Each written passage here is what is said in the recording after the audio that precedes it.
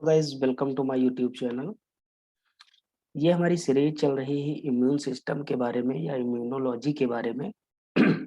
इससे पहले हमने बात करी थी किसके बारे में, सीएमआई के बारे में, सेल मीडिएटेड इम्यूनिटी के बारे में, सेल मीडिएटेड इम्यूनिटी के बारे में, जो कि किसका पार्ट है, एक्वायर्ड इम्यून सिस्टम का पार्ट है या एक्वायर्ड इम्यूनिटी का पार्ट होता है। ओके, तो इस लेक्चर में हम बात करेंगे ह्यूमोरल इम्यूनिटी क्या होती है।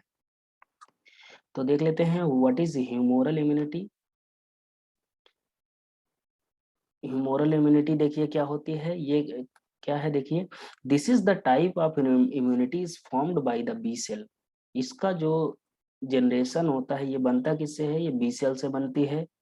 विच इज फॉर्म एंटीबॉडी, ये क्या करता है, एंटीबॉडी का प्रोडक्शन करता है किसके द्वारा, by forming plasma cell. Plasma cell का फॉर्मेशन करता है कौन, बी सेल, और बी सेल किसका फॉर्मेशन करती है, एंटीबॉडीज का। ओके, नेक्स्ट पॉइंट देखते हैं, it is called so because it occurs in ECF और इन ब्लड सीरम। ये कहा, इसे हम एंटीबॉडी मीडिएटेड या ह्यूमोरल इम्यूनिटी क्यों कहते हैं, क्योंकि ये ईसीएफ में पाया जाता है या जो ब्लड का सीरम होता है उसमें पाया जाता है, कौन, प्लाज्मा।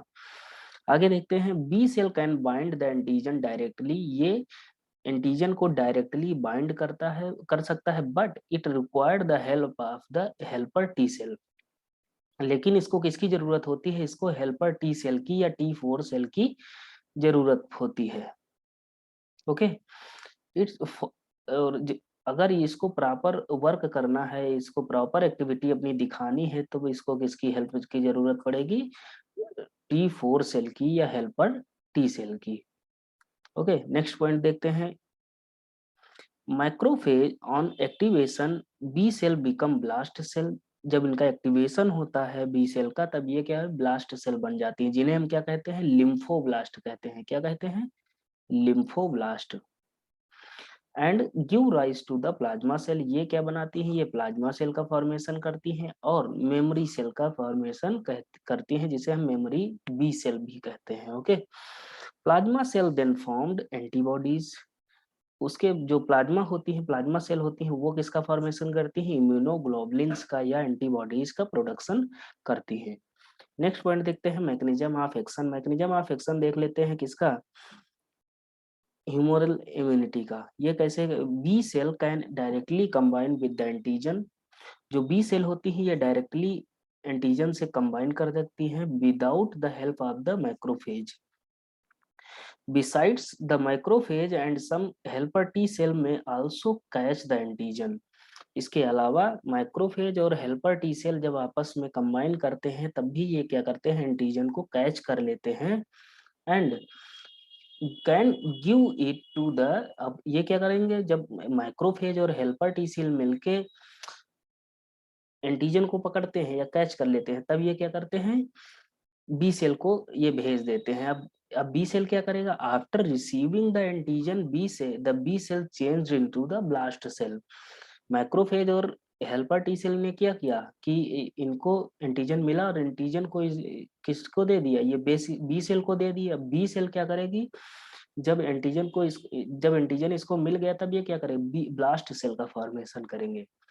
और ब्लास्ट सेल क्या करेगा, फर्दर डिवाइड करेगी और बहुत सारी डॉटर ब्लास्ट सेल का फॉर्मेशन करेगी एंड उसके बाद क्या बनाएगी, प्लाज्मा सेल का फॉर्मेशन करेंगे। अब प्लाज्मा सेल जब बन गई, the plasma cells now produce specific antibody. अब प्लाज्मा सेल बन गई, प्लाज्मा सेल कैसे बनी, बी सेल से। प्लाज्मा सेल एंटीबॉडीज का प्रोडक्शन करेंगे या इनसे हम क्या कहते हैं, दूसरे नाम से जानते हैं, इम्यूनोग्लोबुलिन्स। नेक्स्ट पॉइंट देखते हैं, antibodies can bind two or more antigen simultaneously and make them immovable. Antibodies दो या दो से अधिक एंटीजन को कैच कर सकती हैं, बाइंड कर सकती हैं और उन्हें इमूवेबल बना देती हैं। अब जब इसमें मोटिलिटी नहीं रहेगा एंटीजन में, तब ये क्या करेंगे, such immovable antigen are then phagocytosed by the macrophage या mature form of the monocyte. अब जो इमूवेबल जो एंटीजन्स हैं उनको फाइगोसाइटोस कौन कर लेगा, मैक्रोफेज इसको खा लेगा।